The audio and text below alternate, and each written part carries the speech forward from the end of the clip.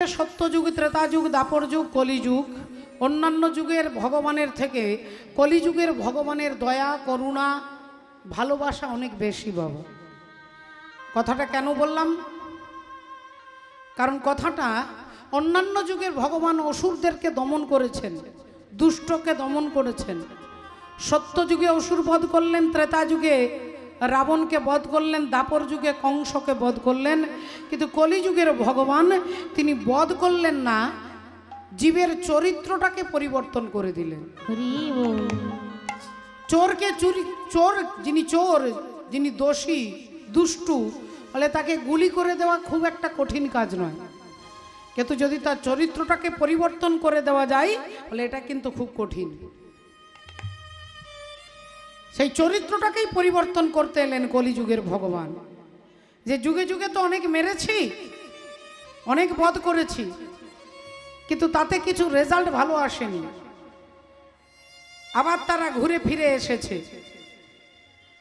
শিশুপাল দন্তবক্র বলে তারা ছিলেন সত্যযুগে হিরণ্যকশিপুর আর হিরণ্যাক্ষ। আবার আসতে হলে ত্রেতা যুগে রাবণ কুম্ভকর্ণ হয়ে, আবার দাপর যুগে শিশুপাল দন্তবক্র, আবার কলিযুগে জগাই মাধায়। তাহলে এই জীবন চক্র ঘুরতে ঘুরতে আবার তাদেরকে আসতে হচ্ছে, কিন্তু কলিযুগে তাদের চরিত্রটাকে পরিবর্তন করে দিলে আর এই মর্তধামে মরবার জন্য তাদেরকে আসতে হবে না। ভক্তিকে আশ্রয় করলে, ভক্তি মহারানীর কৃপা পেলে তাহলে তাকে আর এই জগতে ঘুরে ফিরে আসতে হয় না। তাই চৈতন্য ভগবান কলিযুগের নাম সংকীর্তন, হরের নাম হরের নামৈব কেবলম কলো নাস্তেব নাস্তেব নাস্তেব গতিরন্যথা। সেই হরিনাম প্রচার করতে এই কলিযুগে এলেন। তাই মহাজন কি বলছেন? ভক্তমণ্ডলী ভক্তিমতী মায়েরা, চৈতন্য চরিতামৃতে বললেন, কোনো ভাগ্যে কোনো জীবের শ্রদ্ধা যদি হয় তবে তো সেই জীবে সাধু সঙ্গ করয়। সাধু সঙ্গ হইতে হয় শ্রবণ কীর্তন, আর কীর্তন হইতে হয় জীবের অনর্থ নিবর্তন।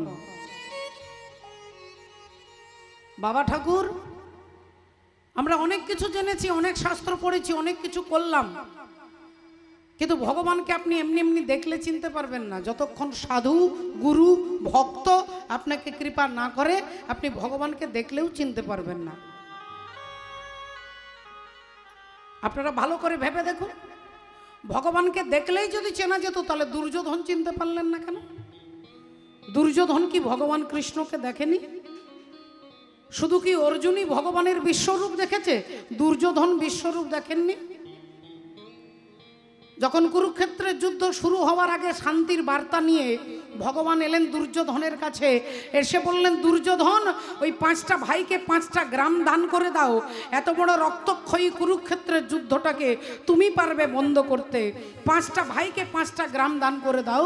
দুর্যোধন বললেন, বিনা যুদ্ধে ছুঁচের ডগাতে যতটুকু মাটি সেটা বিনা যুদ্ধে দেব না। আর তুমি আমাকে জ্ঞান দিতে এসেছো, তোমারও ফল তোমাকে পেতে হবে। এই কে আছিস?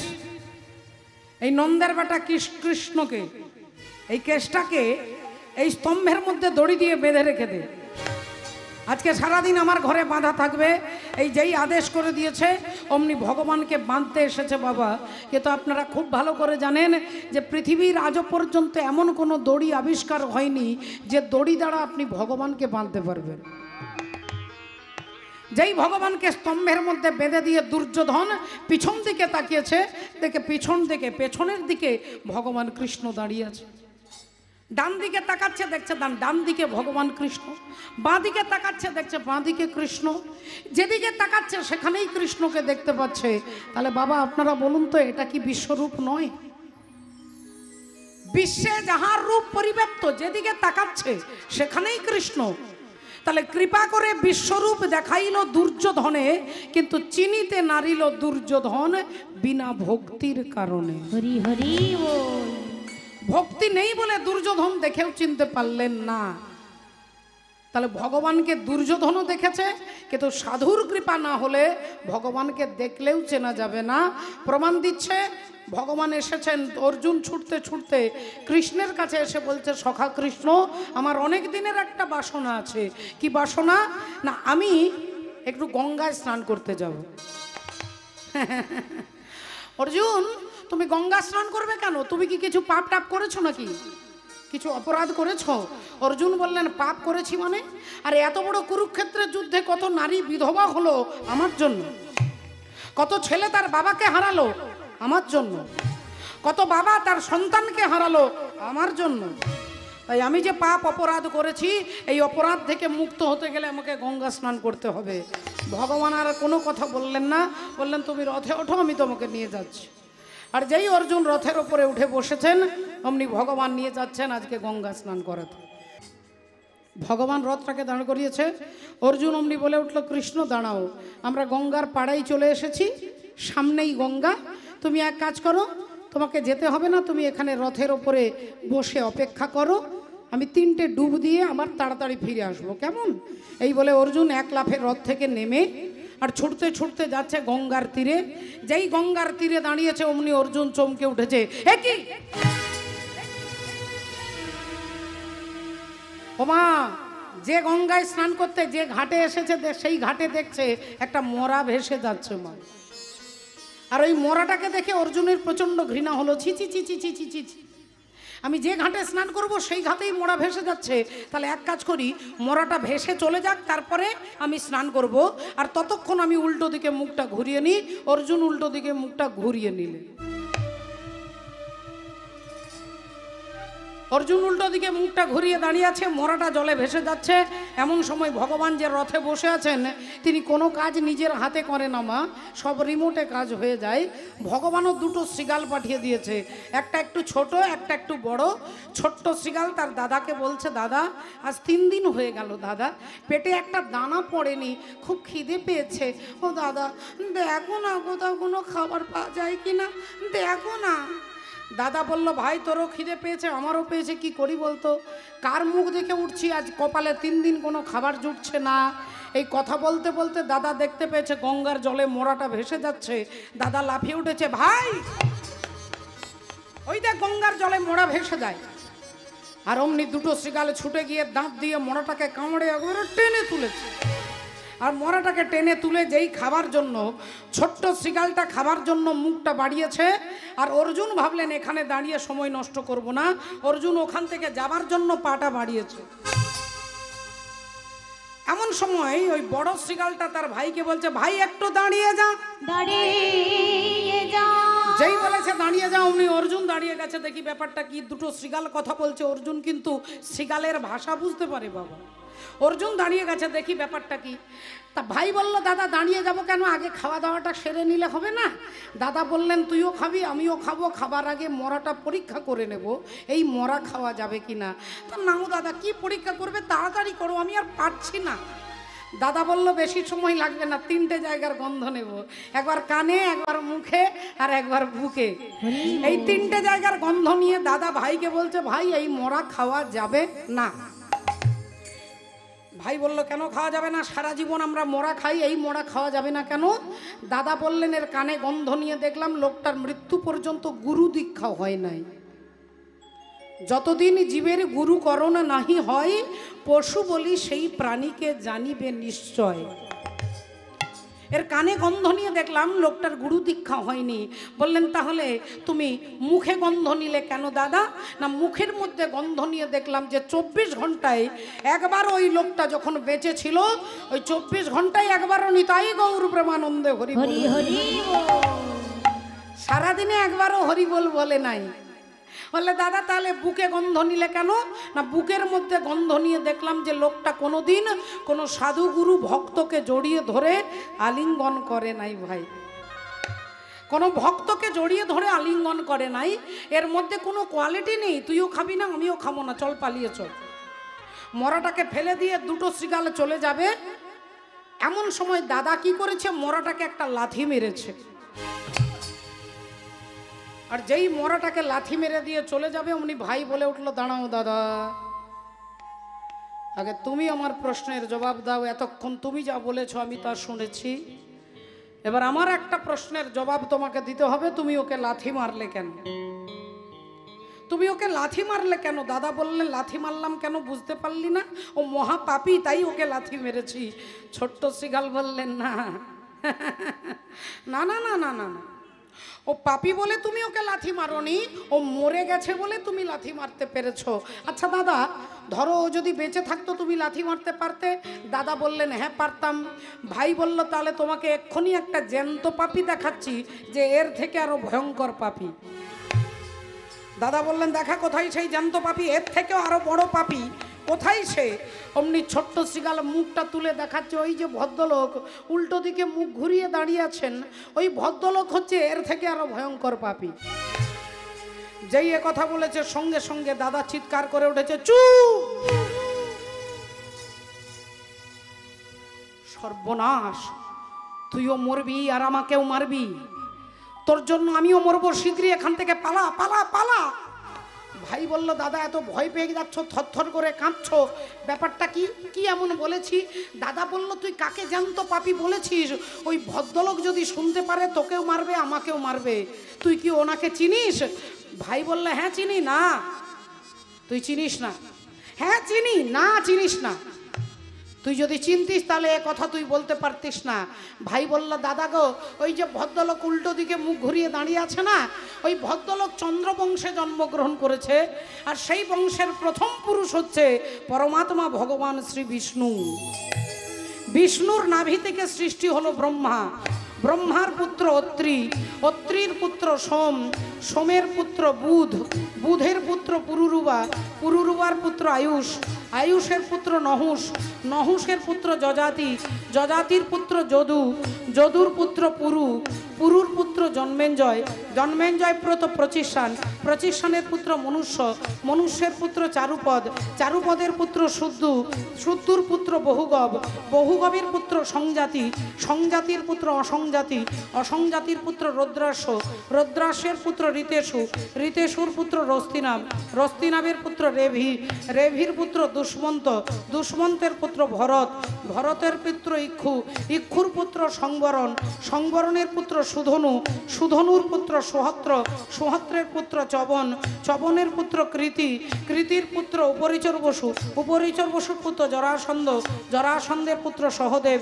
সহদেবের পুত্র সোমাপি, সোমাপির পুত্র কুকু, কুকুর পুত্র জন্নু, জন্নুর পুত্র সুরত, সুরতের পুত্র বিদুরথ, বিদুরথের পুত্র রাধিক, রাধিকের পুত্র অযুতায়ু, অযুতায়ুর পুত্র অক্রধন, অক্রধনের পুত্র দেবতিথি, দেবতিথির পুত্র ঋক, ঋকের পুত্র দিলীপ, দিলীপের পুত্র প্রতীপ, প্রতীপের পুত্র শান্তনু, শান্তনুর পুত্র বিচিত্র বীর্য, বিচিত্র বীর্যের পুত্র পাণ্ডু, আর পাণ্ডুর পুত্র হচ্ছে জ্যান্ত পাপী, যার নাম হলো অর্জুন। যেই বলেছে অর্জুন, সঙ্গে সঙ্গে অর্জুন গদাটা তুলে যায়। এত বড় সাহস, হ্যাঁ এত বড় সাহস, আমায় কিনা বলিস তুই জ্যান্ত পাপী, এক্ষুনি তোকে আমি মেরে ফেলবো। শ্রীগাল বললেন অর্জুন ঠাকুর আপনি আমায় মারবেন? মারুন না, আমায় মারুন না, কিন্তু আমায় মারতে গেলে আমার 3টে প্রশ্নের জবাব আপনাকে দিতে হবে। বল তোর কি প্রশ্ন বল। শ্রীগাল বললেন আমার প্রথম প্রশ্ন, আপনি এখানে কেন এসেছেন? অর্জুন বললেন ওরে মূর্খ শ্রীগাল, আমি এখানে গঙ্গা স্নান করতে এসেছি। শ্রীগাল বললেন আমার 2 নম্বর প্রশ্ন, গঙ্গায় স্নান করলে কি হয় গো? অর্জুন বললেন ওরে মূর্খ, গঙ্গায় স্নান করলে দেহটা পবিত্র হয় এটাও জানিস না? শ্রীগাল বললেন আর আপনাকে বিরক্ত করব না, আমার 3 নম্বর প্রশ্ন, যে জলে স্নান করলে দেহটা পবিত্র হয় অর্জুন ঠাকুর, এই গঙ্গার সৃষ্টি কোথা থেকে হয়? অর্জুন বললেন ওরে মূর্খ, ওরে মূঢ়, ওরে অজ্ঞানী, ওরে নীচ, ওরে পশু, তুই কি করে জানবি যে এই গঙ্গার সৃষ্টি গোবিন্দের চরণ থেকে হয়? চরণে থেকে এই গঙ্গার সৃষ্টি গোবিন্দের চরণ থেকে হয়, তুই কি করে জানবি? শ্রীগাল বললেন, কিছু মনে করবেন না অর্জুন ঠাকুর, আপনি আমাকে কমপক্ষে 10 বার আপনি আমাকে মূর্খ বলেছেন, আমার বিন্দুমাত্র দুঃখ নাই, কিন্তু আপনার উত্তর শুনে মনে হলো আমার থেকে আপনি ডবল মূর্খ, আমার থেকে আপনি ডবল মূর্খ। বলে কেন না, আপনি জানেন যে গোবিন্দের চরণ থেকে গঙ্গার সৃষ্টি, তাহলে যার চরণ থেকে পতিত পাবনী গঙ্গার সৃষ্টি, সেই সৃষ্টিধর হরি আজ আপনার রথে বসে আছেন, আর আপনি কত বড় মূর্খ যে তার চরণ ছেড়ে দিয়ে গঙ্গায় ডুব দিতে এসেছে। হরি হরি যার চরণ থেকে গঙ্গার সৃষ্টি তিনি আপনার রথে বসে আছে, আর তাকে ছেড়ে দিয়ে আপনি গঙ্গায় ডুব দিতে এসেছেন। ভগবানকে ছেড়ে যে গঙ্গায় ডুব দিতে যায় তার সমান মূর্খ স্বর্গমর্ত পাতালে নাই। এবার আপনি আমাকে মারুন অর্জুন ঠাকুর, আমি মরবার জন্য প্রস্তুত, আপনি আমাকে মারুন। অর্জুন গদাটা ছুঁড়ে ফেলে দিয়ে হাত জোড় করে শ্রীগালকে প্রণাম করছেন, হাত জোড় করে শ্রীগালকে প্রণাম করছে। তাহলে দেখুন, শ্রীগালের কথা শুনে অর্জুনের চেতনা এলো যে আমার রথে পরব্রহ্ম হরি, যার চরণ থেকে গঙ্গার সৃষ্টি, তিনি আমার রথে বসে আছে। আহা, তাই ভগবানের গুণানুকীর্তন আমরা শুনবার জন্য এখানে একত্রিত হয়েছি। এখানে ভক্ত দর্শন হচ্ছে, ভক্ত স্পর্শ হচ্ছে, এখানে প্রসাদের ব্যবস্থা রয়েছে। কীর্তন সম্পূর্ণ হলে আপনারা হাতে করে ভগবানের প্রসাদ নিয়ে যেতে পারবেন। শ্রদ্ধেয় দাদা ভাই আপনাদের চরণের নিবেদন জানিয়েছেন। তাহলে যে হরি কথা শুনবার জন্য আমরা এসেছি, রাধে রাধে। বৈষ্ণব পদকর্তা এক পাশে দাঁড়িয়ে কলম দিচ্ছেন, ওগো দাপরে নন্দের ঘরে কৃষ্ণ অবতার, দাপরে নন্দের ঘরে কৃষ্ণ অবতার, দাপরে নন্দের ঘরে কৃষ্ণ অবতার, আপনি করিলা প্রভু অসুর সংহার, আপনি করিলা প্রভু অসুর সংহার, আপনি করিলা প্রভু অসুর সংহার, ওগো সচির উদরে রে জন্ম নদিয়াতে, সচির উদরে নেবে জন্ম নদিয়াতে, কলি যুগের জীবে সব নিস্তার করিতে, কলি যুগের জীব সব নিস্তার করিতে, কলি যুগের জীব সব নিস্তার করিতে, বাসুদেব ঘোষ কহে মনে করি আশা, বাসুদেব ঘোষ কহে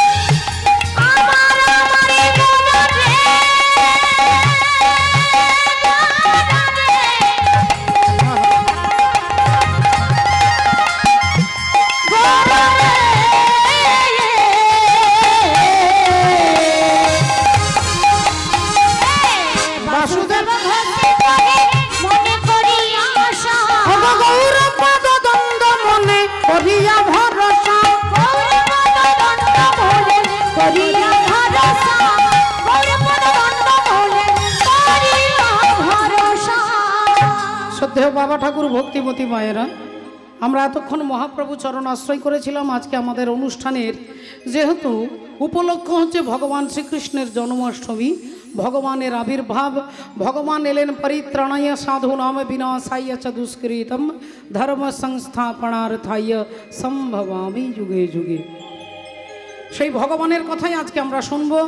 ভগবানের আবির্ভাব থেকে 6 দিন পর্যন্ত আজকের আমাদের লীলার বিষয়বস্তু আমরা শুনব, তত্ত্ব আমরা শুনব, তথ্য জানতে গেলে এই মুহূর্তে চলে যাব মথুরায়।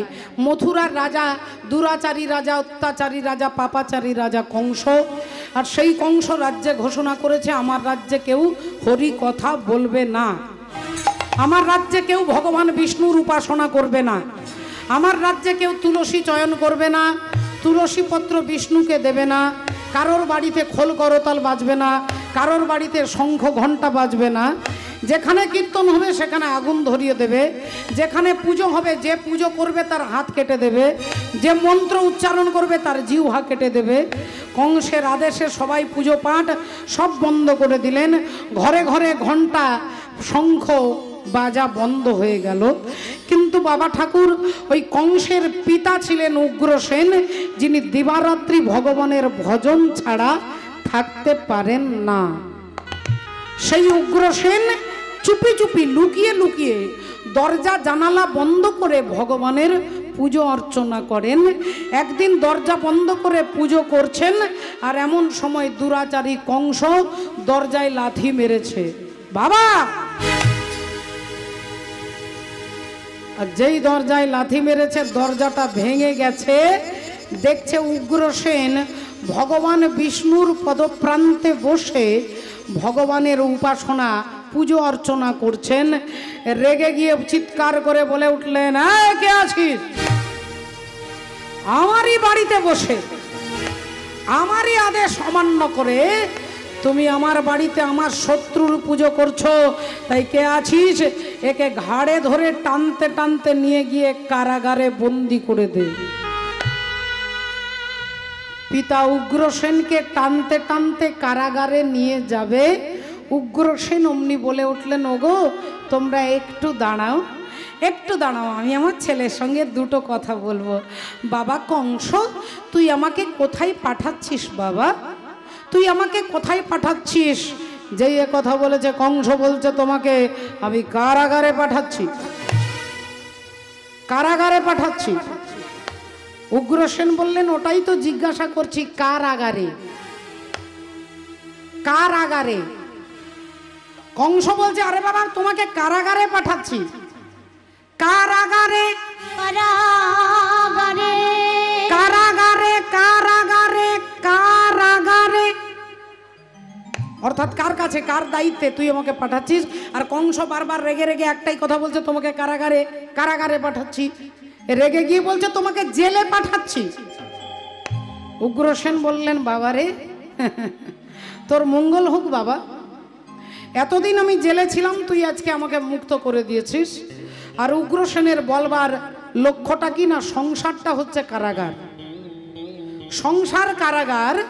যে কারাগারে আপনি ভাবছেন কারাগারে, সংসার কারাগারে আমাদের দেহটা মুক্ত কিন্তু মনটা বদ্ধ। আপনি ইচ্ছে করলে বাজার যেতে পারেন, ইচ্ছে করলে সিনেমা যেতে পারেন, ইচ্ছে করলে বৃন্দাবন যেতে পারেন, দেহটা মুক্ত কিন্তু মনটা বদ্ধ। আর যে কারাগারে তুই আমাকে পাঠাচ্ছিস ওখানে দেহটা বদ্ধ হবে কিন্তু মনটা মুক্ত হয়ে যাবে, কারণ ওখানে কোনো জ্বালা নেই, ওখানে বাজার করবার জন্য যেতে হবে না, ওখানে এখানে যেতে হবে না, ওটা আনতে হবে না, এটা আনতে হবে না। ওই কারাগারে আমি বদ্ধ থাকবো আমার দেহটা, কিন্তু ওখানে আমি চুপি চুপি বসে বসে বলি ভগবানের নাম বলিব, ভগবানের নামে গাইব, আমি ভগবানের নাম বলিব, ভগবানের নামে গাইব, ওগো সকলে জ্বালা জুড়াইব, ভগবানের নামে গাইব, সকল জ্বালা জুড়াইব, ভগবানের নামে গাইব, আমার সকল জ্বালা জুড়াইব, ভগবানের নামে গাইব, সকল জ্বালা জুড়াইব, আমি ভগবানের নিতাই গৌর সীতানাথ নামে গাইব, ভগবানের নামে গাইব, সকল জ্বালা জুড়াইব, ভগবানের নামে গাইব। উগ্রসেনকে কারাগারে বন্দি করে দিলেন। মন্ত্রী এসে কানে কানে বলছে, মহারাজ আপনি তো আপনার বাবাকে জেলে বন্দি করে দিলেন, কিন্তু জনগণ যে খেপে যাচ্ছে, ভক্তরা যারা মনে আক্রোশ হচ্ছে, তাহলে সিংহাসনটাকে টিকিয়ে রাখতে গেলে সিংহাসনটাকে ধরে রাখতে গেলে আপনাকে একটা কায়দা করতে হবে। কি করতে হবে? বললেন আপনি আপনার বোন আছে না দেবকী, যাকে আপনি খুব স্নেহ করেন ভালোবাসেন, আপনার বোন দেবকীর সঙ্গে একজন ভক্তের বিয়ে দিয়ে দেন। তাহলে ভক্তের সঙ্গে আপনি আপনার বোনের বিয়ে দিলে যারা ভক্ত আপনার রাজ্যে আছে তারা ভাববে যে তাহলে আপনি ভদ্র হয়ে গেছেন। কংস কি করলেন? তার বোন দেবকীর সঙ্গে একজন ভক্তের সঙ্গে বিয়ে দেবে। কার সঙ্গে? না বসুদেবের সঙ্গে দেবকীর বিবাহ স্থির করে দিলেন। সেই বসুদেব আর দেবকীর বিয়ে আজ কি আনন্দ মধুপুরে।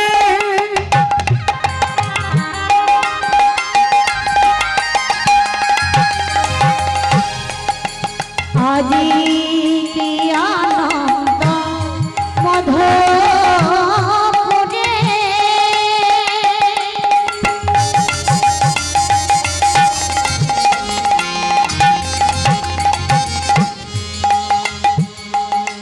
কংসরাজ ভবনে কি আনন্দ কি আনন্দ মধুপুরে।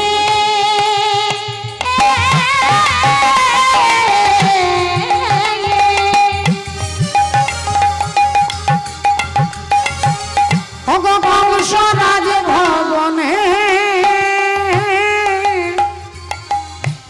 আরে আনন্দে মগন তারা সবাই উলুধ্বনি করে। আনন্দে বাবা তারা উলুরি ধুনি করে। আনন্দে বাবা তারা উলুরি ধুনি করে। এবার মায়েরা দেখুন, মেয়ের বিয়ে দিতে গেলে গয়না গাটি, টাকা পয়সা, খাট পালঙ্ক সবই দিতে হয়।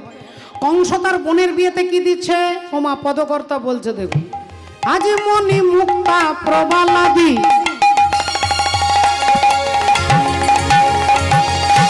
ওগো পরশ পাথর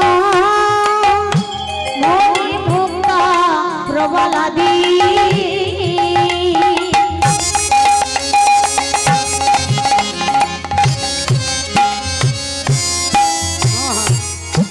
পরশ পাথর। আরে তাহা দেখি বসুদেবের বিশুদ্ধ অন্তর। আর তাহা দেখি ও তাহা দেখি বসুদেবের বিশুদ্ধ অন্তর। বলি আনন্দ ইয়ার ধরে না রে, আনন্দ আয় ধরে আনে। ও যে বসুদেবের অন্তরে আনন্দ আয় ধরে আনে। বসুদেবের অন্তরে আনন্দ আয় ধরে আনে। ওগো বসুদেবের অন্তরে আনন্দ ইয়ার ধরে না রে। বসুদেবের অন্তরে আনন্দ আয় ধরে আনে। বসুদেবের অন্তরে বসুদেবের অন্তরে বসুদেবের অন্তরে বসুদেবের অন্তরে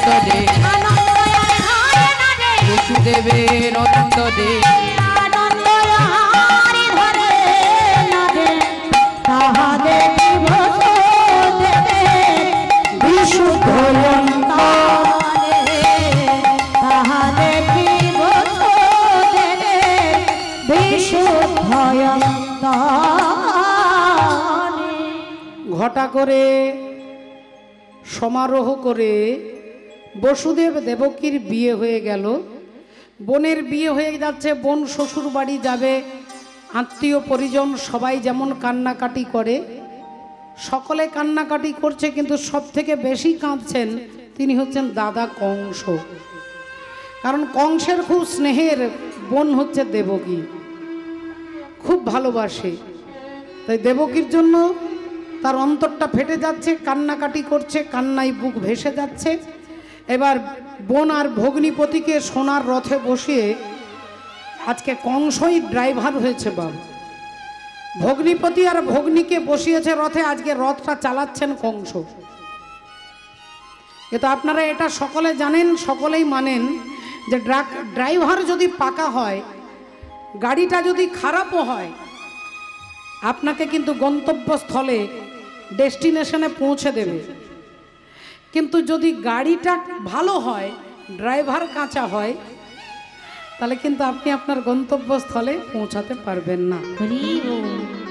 ড্রাইভার অর্জুনের ভালো ছিল বলে কুরুক্ষেত্রের যুদ্ধে তারা জয়লাভ করলেন।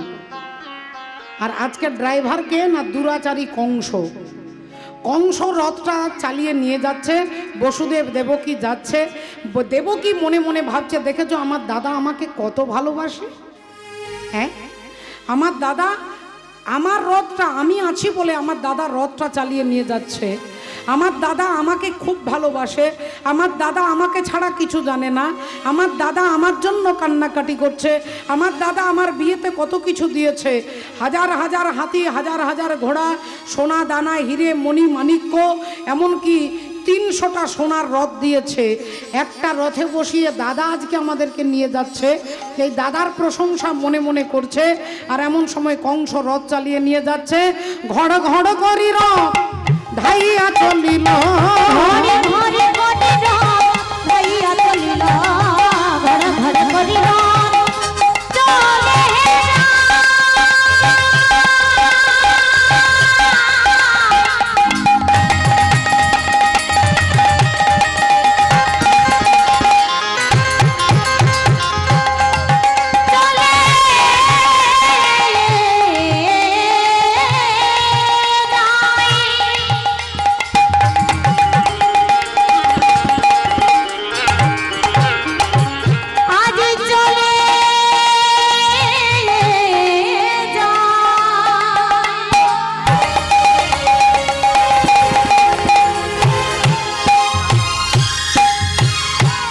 ঘরে ঘরে করিল ধাইয়া চলিল, ঘড় ঘড় করি রথ ধাইয়া চলিল, ঘরে ঘরে করিল ধাইয়া চলিল।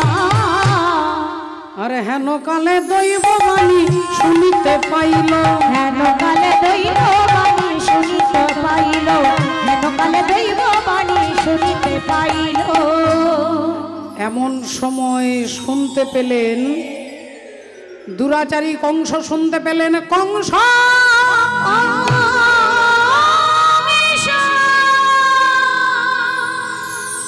চমকে উঠলেন রাজা কংস। কে কে? কার এত বড় সাহস, কার এত বড় বুকের পাটা, এই মথুরার মাটিতে দাঁড়িয়ে তুই আমার নাম উচ্চারণ করিস?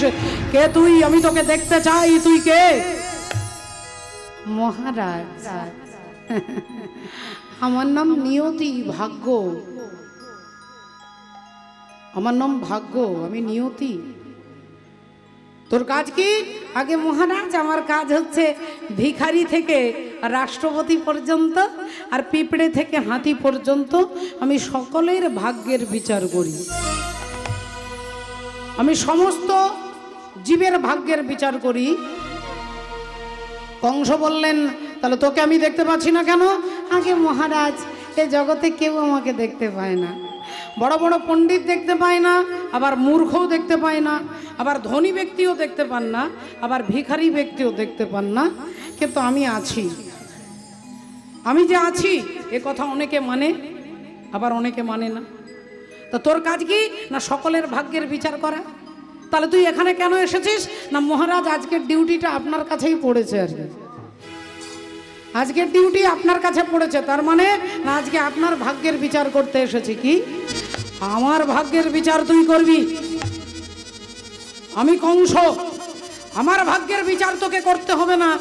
মহারাজ, একটুক্ষণ আগে বললাম আমি সকলের ভাগ্যের বিচার করি, তাই আপনার ভাগ্যেরও বিচার আমাকেই করতে হবে। বল বল, আমার ভাগ্যে কি লিখেছিস?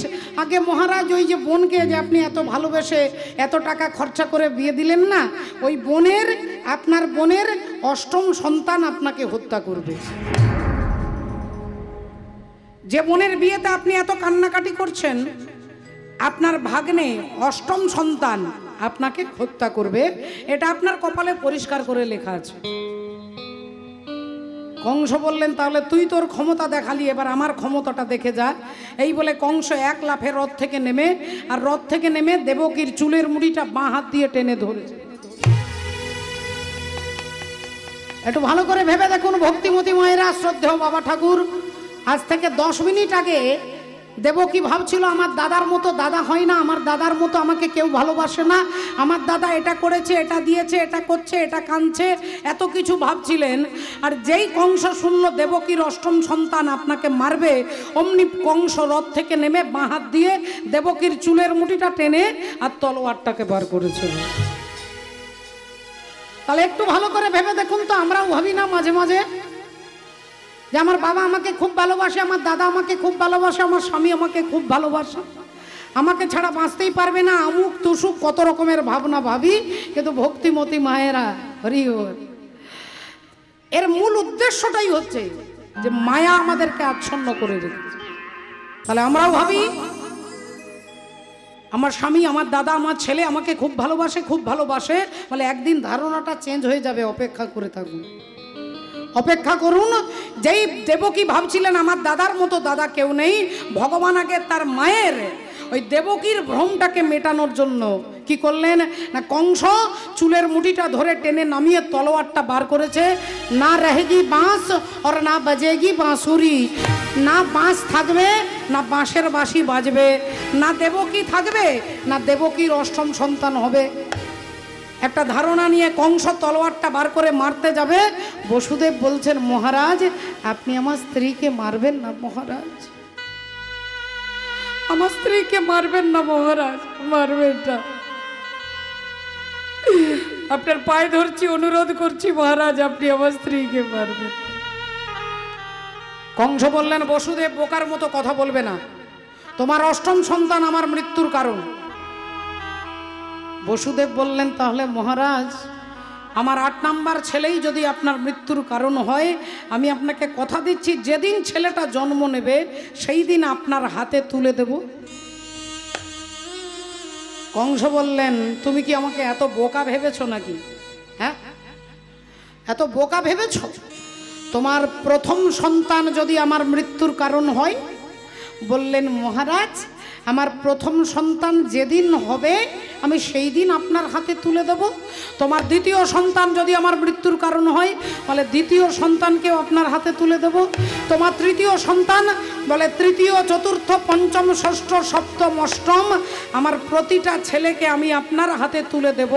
আপনি তাদের সবাইকে মারবেন, কিন্তু আপনি আমার স্ত্রীকে মারবেন না মহারাজ। কংস মনে মনে চিন্তা করলেন আচ্ছা 8টা ছেলেকে যদি আমি হওয়ার সাথে সাথে মেরে ফেলি, তাহলে বসুদেব দেবকীকে তো আর মারবার কোনো দরকার নেই। আরে বাবা বসুদেব দেবকীকে কেন মারছিলাম? ওর 8 নাম্বার ছেলে আমার মৃত্যুর কারণ, তাহলে ছেলেগুলোকেই যদি মেরে ফেলি তাহলে দেবকীকে না মারলেও চলবে। হরি বল রাধে। ভক্তমণ্ডলী ভক্তিমতী মায়েরা দেখুন একটু লক্ষ্য করে, কংস বলে উঠলেন বেশ ঠিক আছে, ঠিক আছে তোমার কথা মতো মেনে নিলাম, আমার প্রতিটা ছেলেকে কিন্তু আমার হাতে চাই, কিন্তু যতদিন তোমাদের 8টা ছেলে না হচ্ছে ততদিন তোমাদের দুজনকে আমার কারাগারে থাকতে হবে, ততদিন তোমাদের দুজনকে আমার কারাগারে থাকতে হবে। এই বলে বসুদেব দেবকী যাবার কথা ছিল কোথায় না শ্বশুর বাড়ি, টানতে টানতে নিয়ে এসে কারাগারে বন্দি করে দিলেন। ভক্তমণ্ডলী ভক্তিমতী মায়েরা আপনি কোথায় থাকবেন, কোনখানে থাকবেন, কি অবস্থায় থাকবেন, এটার দায়িত্ব আপনার নয়, তিনি নির্বাচন করে রেখেছে। আপনি এখানে থাকবেন না বৃন্দাবনে থাকবেন, নির্বাচন তিনি করেছেন, আপনি চাইলেও হবে না। এটাই সব থেকে, এটা যদি মেনে নিতে পারেন আপনাকে জগতে কেউ দুঃখী করতে পারবে না।